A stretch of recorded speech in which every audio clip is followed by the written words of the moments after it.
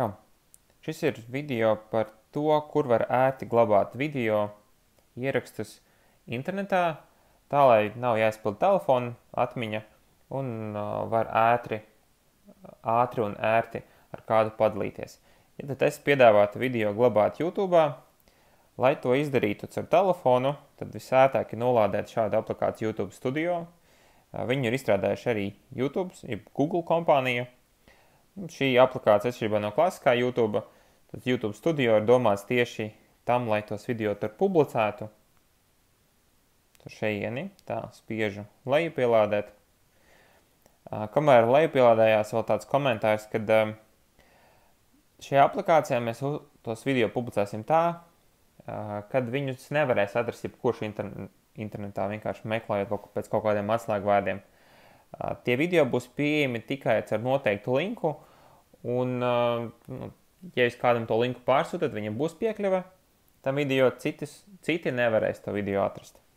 Tad aplikācija nolādējusies, spiežu Open. Manā gadījumā tas viss parādās šeit angļu valodā. Tālāk spiežu Get Started. Man ir jāielogojās, ieeju savā profilā.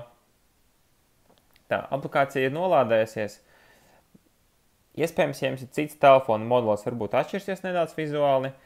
Manā gadījumā šeit augšpusē pietrūkst viena poga, te augšējā joslā vajadzētu radīties plusiņam, kas ļautu man augšupielādēt video.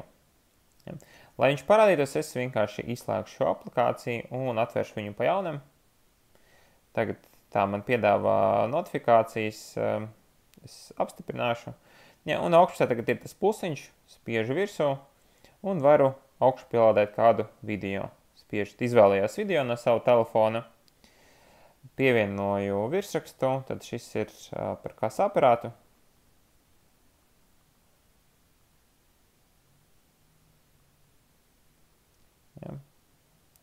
Ja vēlos ar pievienot aprakstu šeit, iespējams, ka jums šeit būs citā valodā, bet es ticu, ka jūs atradīsiet jau no šejienes. Tālāk man svarīgi nomainīt šo public uz unlisted.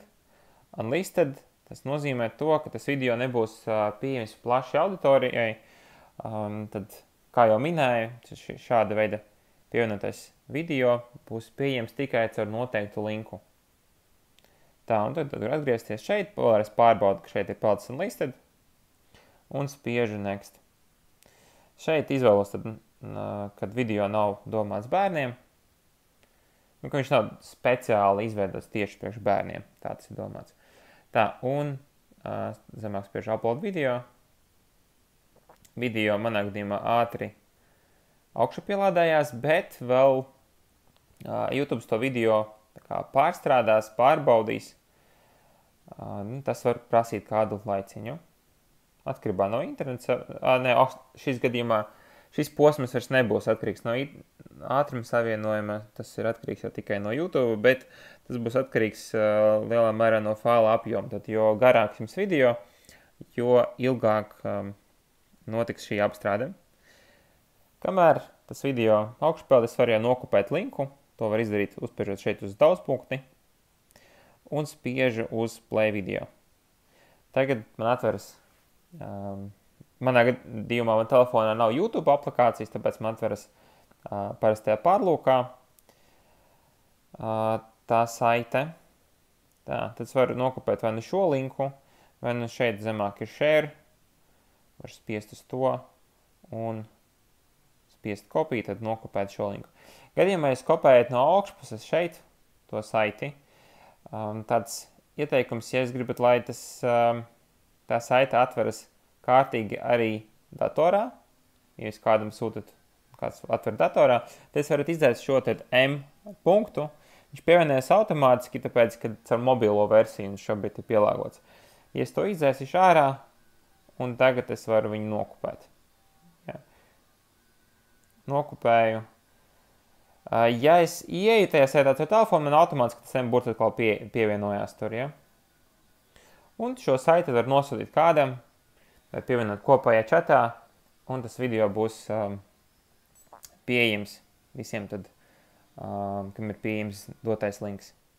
Tas arī viss.